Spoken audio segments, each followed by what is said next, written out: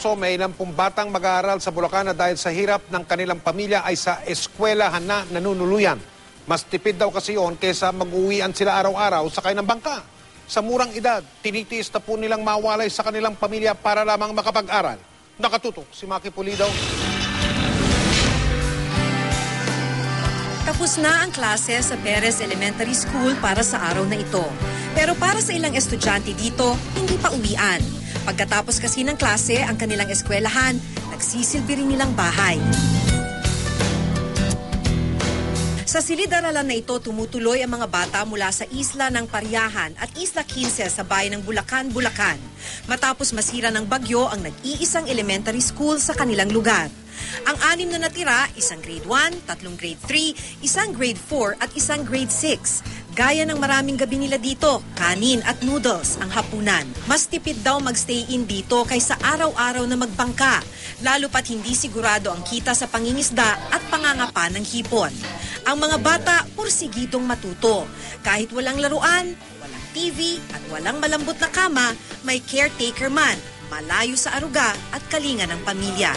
Ano ang iniisip mo pag nami-miss mo sila? Na po, kasama ko po sila. Ay, yung iba mong kapatid.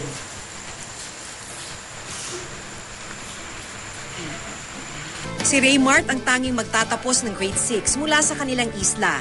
At kung sakali, siya rin ang unang mag-high school sa kanilang mag-anak. Mag-high school ka ba? Opo. Sabi ni nanay. O paano pag kulang ng pera? Pag hapon po, gabi po magtatrabaho na lang po. Para mapag-aral ko po yung sarili ko.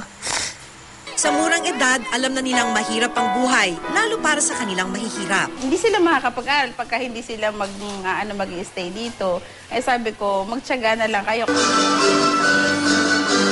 Hanggang noong 2010, 8 sa kada 10 bata sa buong bansa ang nakapag-enroll sa elementary. At ayon mismo sa gobyerno, sa bawat 10 estudyante, 7 lang ang nakakatapos ng grade 6. At marami sa kanila, hindi na nakatutungtong ng high school. From 94, yung enrollees namin naging 47.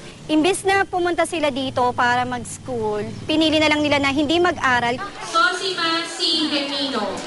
Si Sosima na isa sa mga stay-in sa kanyang eskwelahan, nagtapos kanina sa grade 4. Babalik na siya sa kanilang isla, pasalubong ang kanyang medalya.